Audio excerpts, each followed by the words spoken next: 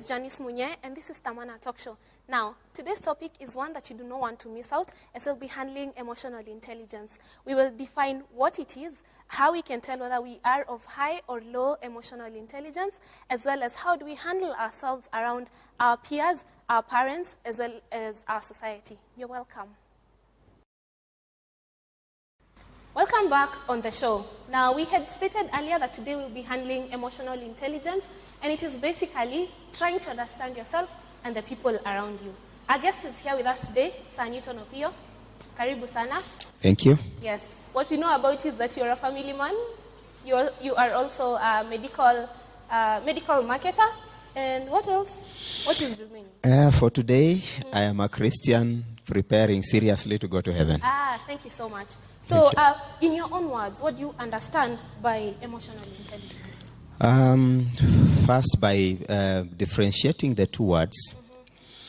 Emotion has to do with mood. It has to do with feeling that is generated by a situation that is going on around you. And when you talk about intelligence, is how you synthesize, how you process information to come up with an opinion. So now when you put the two words together, we are saying emotional intelligence is your capacity to appreciate yourself, those around you, and the circumstances around you so that you make the best decision out of the circumstances that you are in. Okay. Yep. So in trying to understand yourself, maybe you could brief us on different personalities of people. Generally speaking, I'm not a psychologist, so I don't want to go to the hard stuff. Generally speaking, there are two big divides about personality. The very quiet, and would we want to call them the loud? Psychologists will call them introverts and extroverts. So in the middle, we have people who are loud but can tame. There are people who are quiet, but given opportunity, they can speak up. So those ones now come in the middle. But basically, everybody has a personality that is dominant. And we always say, whether quiet or a talker, all personalities are wonderful. They are very good. Yeah. It depends on where we want to use the strength of which personality. Yep. So you'd realize that many people, if you ask a number of people to tell you about themselves, they will give you answers like, they'll tell you their name, they maybe will tell you where they come from, they also might give you the number of years that they have lived or have been blessed to live on this earth. But then to get to analyze oneself and to realize or to be able to state I'm a loud person or I'm quiet. Of course, there's hearing from people, but then how would you advise on someone that is trying to really find out who they are or their personality? What should they do? Is there a course that they need to take, or just how do you get to know that I am an introvert or I'm an extrovert, or still deeper in introvert and extrovert, I am phlegmatic or melancholic and all that? A few factors that will actually lead you there. One, what does the community around you say you are? Okay. Two, when faced with a challenge, whether positive or negative challenge, how do you gel around the people and how do you manage to sort it? And the three, what do you think is your biggest strength and what is your weakness? Because when you look through all those personalities, like I said, they're all good. You realize one person has a strength in one direction, which may be lacking in the other person. And now, when an opportunity comes up that we need somebody to help us run around a situation, the strength that we have seen in you is most likely what people will come and tell you, we think you are able to run this. That helps you to know what people, the opinion of what people have of you. But also, there are things you do very easily without being prodded on to do. Majorly, that also defines what we call it a bend. The bend towards where you are going also tends to define. Like there are people who are very analytical. Analytical people, majorly, you'd want to find them a bit quiet. But then there are also those people who would want to mobilize a crowd in the shortest time. Many times you realize those are guys who are actually loud. So that is another way. You see a situation and you say, this one I can fix. And in the process, you learn to know who you are. Who exactly you are. Exactly. Thank you so much, Sir Opiyo. That is quite educative. Thank you. And now we'll be taking a short break. You do not want to go anywhere.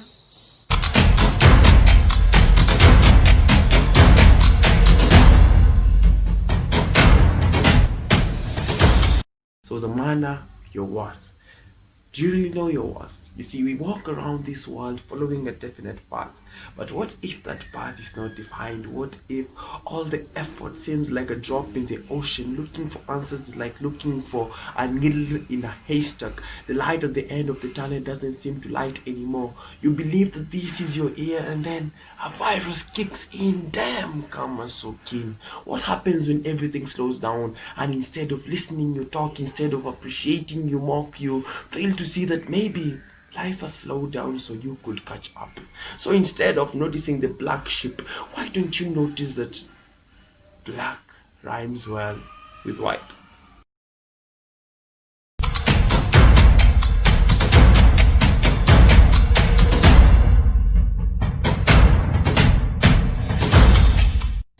Welcome back.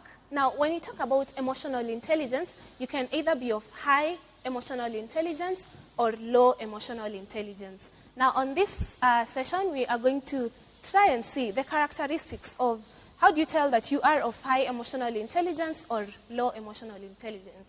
Karibu sana, back. Thank you. Yes, so to begin with, how do you tell that someone is of high emotional intelligence or of low emotional intelligence? Like I said before we went on break, that word emotion, we should not lose sight of it. Okay. We may end up talking intelligence and leave out the emotion bit of it. Yeah. Basically, what you're asking is, at what point do you snap? At what point do you pick it up? Yeah. At what point do you think you are in your best element, or the world is against you? Yeah. Many times, everybody goes through stress. And everybody also goes through a period of happiness. I think Ecclesiastes chapter 3 tells us all those types of seasons and times. Exactly. Yet, the thing that many of us forget, and today I'm talking to the young people, many times what they forget, they think that life is linear. Life is just in a straight line. So the day that you meet an obstacle, you want to run back to somebody. And when you run back to your comfort zone, it becomes a habit to the extent that your emotional intelligence does not grow. Okay. Because either your parent is always there helping you, or your friends are there to sort you, or you find an answer that is not really an answer. But to you, since you wanted any answer, even if somebody is misleading you, you may not be able to know. Now, the person that we say is growing emotionally intelligent is somebody who is able to weather various circumstances of life. Right now, for example, we are in the COVID period. Yeah. Let's assume you are somebody who used to wake up at 7. If today you tell me you are now waking up at 10, I can grade you somewhere. Because for you, the season has presented an opportunity, because nobody will tell you, go and look for work to do. Yeah. You want to sleep. But if you are emotionally intelligent enough, you'll be saying, I will still wake up at 7. But I want to make sure, since I am domestic, everything around here will be clean. I will fix whatever needed to be fixed. I will help in the kitchen and all those. They look like they're very small things, huh? But when you look at them in the long run, you are keeping your brain engaged, you are giving your brain more challenge, and you are able to solve situations. There are those of us who are saying today, this corona thing has killed me. Yet this could also be the opportunity to see how innovative somebody is. So during the low moments, how innovative you are to be able to skirt around a situation, we will call you emotionally intelligent. But if you are the kind of guy who is always looking behind you, and sorry to say it, because today we are talking to young people, you're always saying, after all, my dad will do it. Yeah. My mom will do it. Trust you me. If that is how you start it at 20 years, when we follow you up when you are 40, you will still be doing the same. And you will only grow up when your dad or your mom is dead. Is out of the way. And that will be very late for you. Yep. Wow, that is quite a shock. It's a slap on the face, but quite educative as well. Now, we have different things that are coming up in the society and in our world today. And some of them, maybe we can't really tell what is happening with someone, or you can't define. Okay, there's the point of high emotional intelligence or low. That is whether you have emotional intelligence or you don't. But how do you quite tell that, now you from understanding someone else, not like you understanding yourself, you trying to understand someone else, what are like some of the characteristics that you might see in others, like you see in people who have low emotional intelligence or high emotional intelligence? You can start with a high emotional intelligence. Every human being grows through being stretched. Okay. We stretch you emotionally, we stretch you physically, we stretch you even academically. That's why you pass exams. And that's why when you are transniting, you feel some bit of stress. Okay. That stress is very positive. It helps you to develop some intellectual muscle that tomorrow will call you a professor. Okay, so maybe to cut you short Yes. on this one, Yes. the transniting thing and being stretched out. Yes. So for someone that is observing a specific person who is transniting and doing all that, they like how the detector from another person's point of view and characteristics, like the characteristics that you will see. How can you tell that when I look at this person, they are of high emotional intelligence? It depends on the circumstance, but caution so that you don't end up having a crowd of what we call cheerleaders. Cheerleaders are guys who are always saying, oh, so-and-so is nice, so-and-so will do it for us, but leave it to themselves, they'll not do anything. Even when you are talking about a role model. Okay. Are you talking of a role model by looking at the person or trying to do like the person? Okay. Because unless action begins, you can just be a cheerleader. Okay. And you will end up amounting to nothing. Oh. So, when I say there is this good virtue that I love in so-and-so, Yeah. and I would want to be like so-and-so, Exactly. most likely, in your own assessment of the person, the guy is smarter than you. Okay. Now you want to be like that person. Yeah. But many times we end up stopping there. Ask some young people, and they will tell you my role model is 20. If you have 20 role models, you have no role model at all. Ouch. Okay. Just like this hand has 5. You can only assess maximum of 5 and settle for 1. Okay. Otherwise, you will just be a cheerleader, like I say. Now, when you are emotionally intelligent, sometimes we will see as older people, we will be able to tell. Yeah. And even this you've seen in college or in school, a responsibility comes up, and somebody just says, she will fix it. Okay. We never consulted you, but we have been watching. Okay. So to help, I think for me, it will be more like, now, how do we help this other person that has their own reasons or factors have brought them down? Okay. Is to expose them to people that will stretch them. Because there is an apprenticeship where you are able to learn on the job by working with somebody. There is also circumstantial. Okay. Something just happens to your life and you have no reverse gear. You are dumped into a situation, you must just work. Like, allow me to remind of something that was going on in the media, I think last year, of this guy from one of our universities running and crying that the mother should send him money as he's running from a riot. Yeah. Now, after you've run and your mother has not sent you money, Then how what? you react after that will define your level of managing risk and danger. Ah. And that is partly what you are calling emotional intelligence. Yeah. Because you can decide, let me sleep in the gutter until my mom sends me money. You can decide and go to your friend and borrow money and go home. Okay. So how you manage a crisis defines who you are. And where you are emotionally. Exactly. Yeah. And that is also, maybe I speak to myself and to my fellow parents also. Okay. When we brood our children like their chicks, Yeah. wao ni vifaranga, as in they are always under your cover. Yes.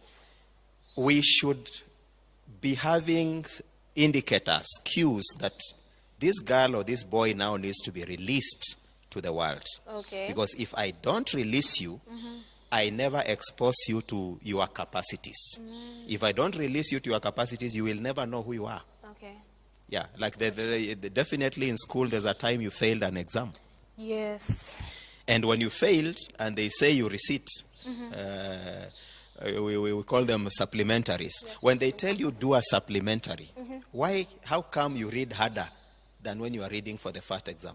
Nah, you've been stretched. Because now you have been stretched and you are seeing you are going to repeat the academic year. So because of the risk and the danger of failing another exam, automatically you are stretched into your best element. Yeah. That is quite good.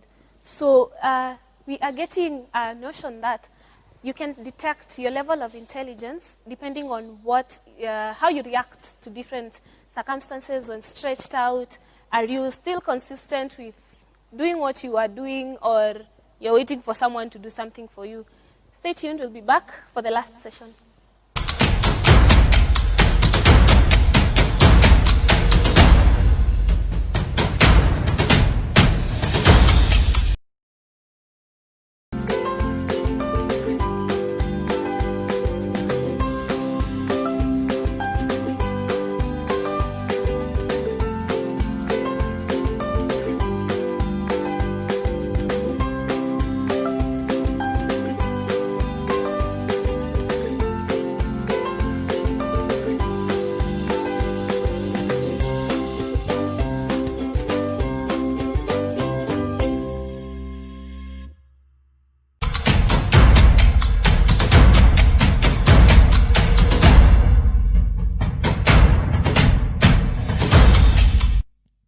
Welcome back. Now, Sir Newton, we have so many cases on violence. We have racism going around. We have domestic violence. We have so much. There's so much that is coming out. Can you join either any of these things that we are seeing with emotional intelligence? Partly, yes. Okay. Many times we have different ways that we express our negative emotions. Because of the pent-up stress that is in somebody, you would want to release it on somebody or to an object.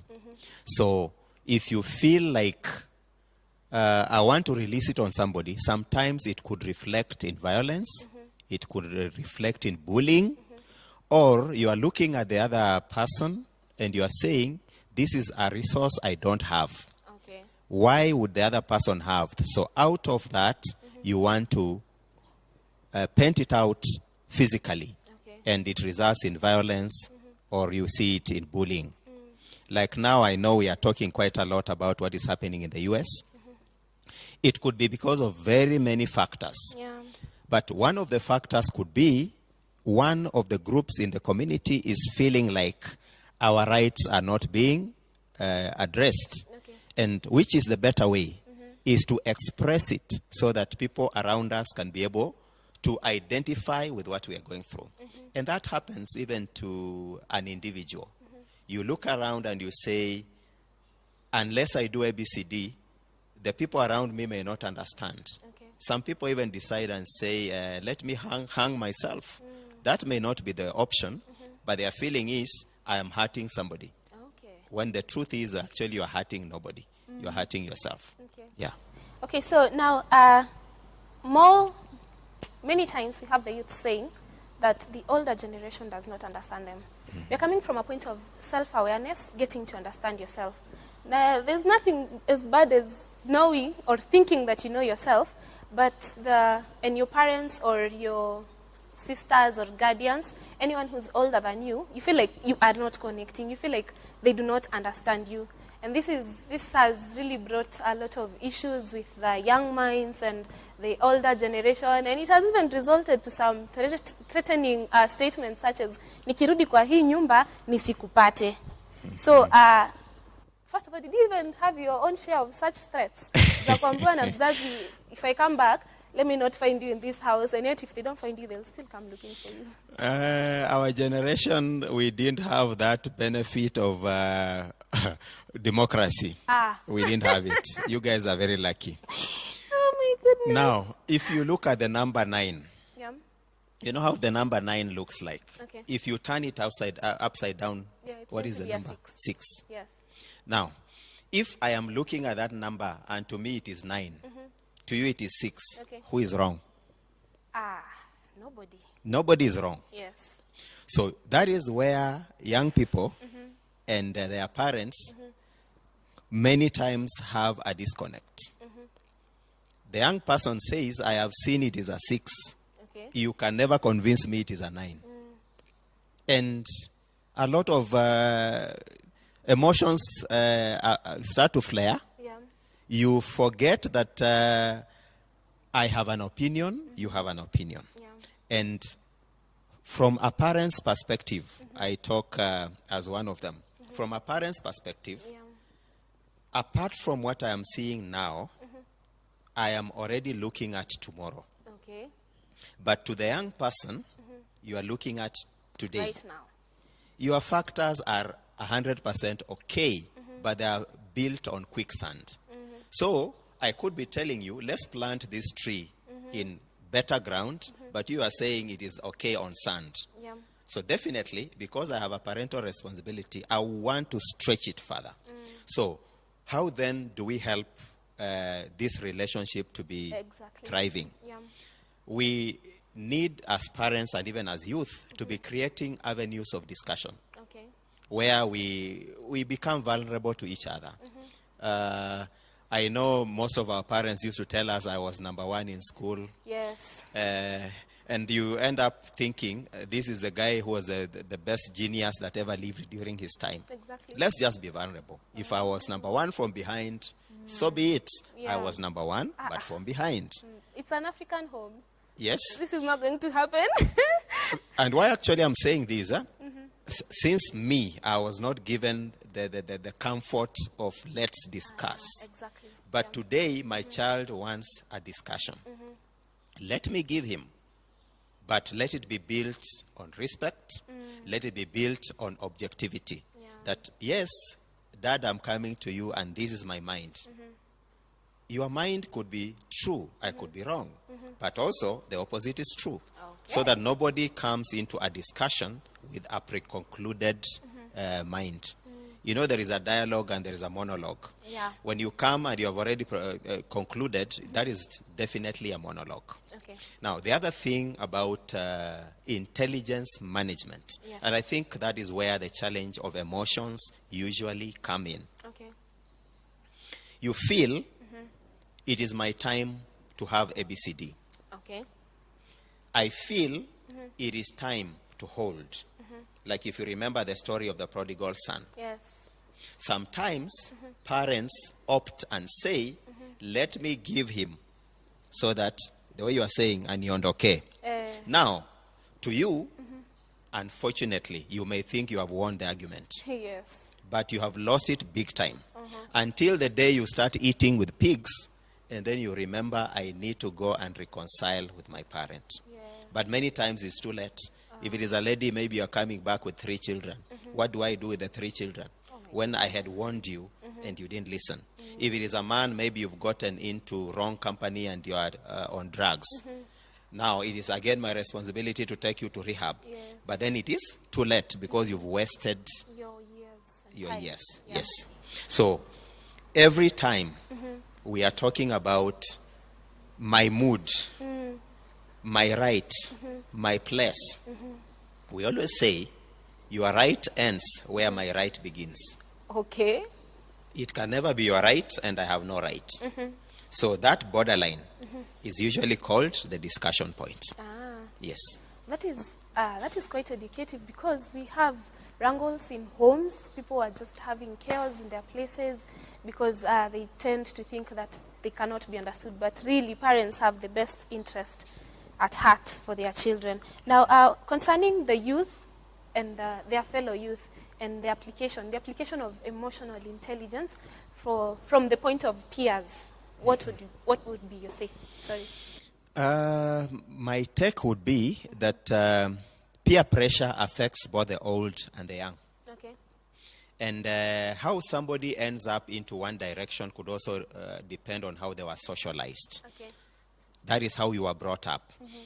Now, peer to peer, when, for example, people have endorsed one to be a leader of their fellow youth, Okay. there is something, if it is a pastor, there's something the pastor has seen it in you. If it is at work, there's something that they have seen in you. Yeah. So one of the things that if you have that vantage position of being the leader of the others, you can quickly be able to tell where or at what level the other people are emotionally. Give them space to be able to be expressive. Okay. Because if you muzzle them, they'll continue going under and under. And that pent-up anger is now what you are saying may reflect in violence or destruction.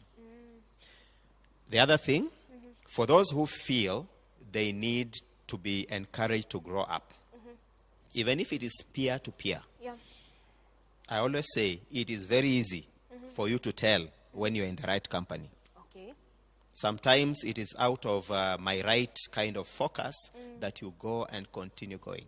If you feel, I think so and so can help me, the same way parents tell us, if you feel you have a problem in mathematics and your friend is good, go learn from them. Yeah. It's the same way, even after school, you learn from the best. Okay. Because we say the company you keep defines you. Yes. That is quite something. So, concerning the youth and the society, they have understood themselves. How can they be of help to a society, to their society? I think this I've said before, and since now we are covering a greater audience, I would say the responsibility begins with you, the individual, me, the person. Yeah. Like many times we always say, church has not done, government has not done, Yeah. our home has not done. Yeah. Turn around the question. What have I done? Okay. And at what extent has it reached that somebody else has refused to pick it? Okay. Responsibility rests with the individual before it rests with the community. If today I see a chair is broken and I think I can fix it, Yeah. I don't need to go saying this house has broken chairs.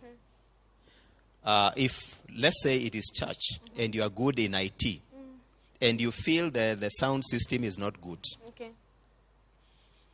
and you don't do anything about it, Yeah. and yet your parent took you to go and do IT, you are the problem. The problem is not the church. So take initiative. So you stop pointing fingers at everyone and point them at yourself. Exactly. Start with yourself. It is beyond you. Okay. Apportion the blame elsewhere. If you are part of the mess, fix the mess. Yep. That is quite educative. So thank you so much for joining us today on studio. And maybe as we close, you can give your closing remarks on emotional intelligence to the young or the old. Pour out your wisdom. Okay. Camera. Yes, Thank to you. our Thank viewers. you for the few minutes that we have enjoyed together. The take home for me would be that all young people have great potential and they are the next generation of leaders. And because of the capacity that you have in you, find avenues where you can be able to use that capacity, either at home, at work, in church, or wherever opportunity will present itself. Even volunteering to be of good service to community is one way of growing your potential and serving your generation. May the Lord bless you. Amen. Thank you very much for having joined us today. I was your host, Janice Munya, and remember, we come to you from Deliverance Church in Bakassi, the Garden of Hope. Thank you. That has been our show for today. Thank you so much for tuning in to the end. Remember, you will find us on Facebook as Dhamana Talk Show, on YouTube as Dhamana Talk Show, On Instagram and Twitter, you'll find us as Dhamana Show. Until next time, stay blessed.